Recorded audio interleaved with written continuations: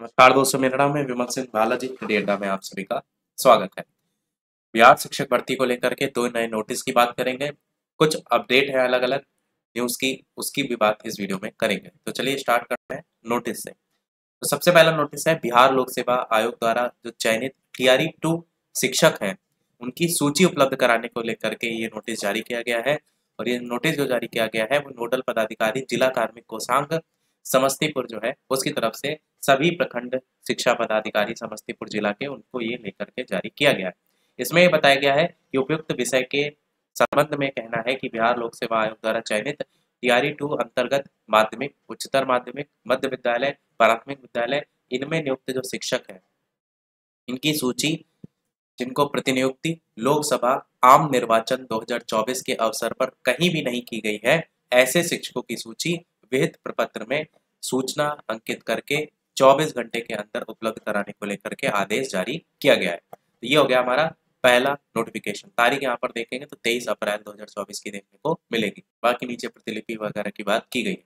बढ़ते हैं अगले नोटिफिकेशन की तरफ, जो कि है जिला कार्यालय जिला शिक्षा पदाधिकारी मधुबनी की तरफ से। ये TRE 1 और TRE 2 इनके द्वारा जो चयनित विद्यालय अध्यापक हैं योगदान के पश्चात अद्यतन कार्यरत हैं और किन्हीं कारणवश अभी तक जिनको वेतन नहीं मिला है उनको लेकर के नोटिस जारी हुआ है मधुबनी से। ऐसे शिक्षकों का जो वेतन भुगतान है कार्य 100% पूर्ण करने के लिए 24 अप्रैल 2024 आज की तारीख है, इसको 12 बजे से 4 बजे तक वॉटसन उच्च विद्यालय के सभागार में एक कैंप आहूत की गई है। प्रभावित जो भी अभ्यर्थी हैं सभी अभिलेख जैसे कि पद स्थापन पत्र, नियुक्ति पत्र, PRAN card, pan card, bank passbook, cancel cheque इन सभी के साथ उपस्थित होना सुनिश्चित करें। तो जिनके भी किसी प्रकार के वेतन में दिक्कत आ रही है, मधुबनी जिला को लेकर के बेसिकली बात की गई है, तो उनको लेकर के यहाँ पर जाना है। अब बात करते हैं BPSC शिक्षक बहाली पेपर लीक मामले को लेकर के। तो 5 आरोपित को 2 दिन की रिमांड पर EOU लेगी। यहाँ पर रिमांड अवधि 24 अप्रैल से शुरू होगी और 25 अप्रैल को जाकर के समाप्त होगी। 26 अप्रैल को फिर से इन्हें जेल भेजा जाएगा। EOU उज्जैन से जो पकड़े गए थे 5 आरोपित उनकी कुंडली खंगाल रही है और उसी को लेकर के यहाँ पर बताया गया है। इसी में एक अंतर्राज्यीय गिरोह को लेकर के भी बताया गया है जिसके सदस्य अलग अलग राज्यों से हैं। साथ ही इसमें शिक्षक भर्ती पेपर लीक कांड में भूमिका किसकी किसकी है उन सभी के नाम भी बताए गए। और लास्ट में ये भी लिखा है कई महत्वपूर्ण सरकारी संस्थाओं की प्रतियोगिता परीक्षाओं के प्रश्न पत्र और गड़बड़ी में इनका नाम जो है वो शामिल रहा है।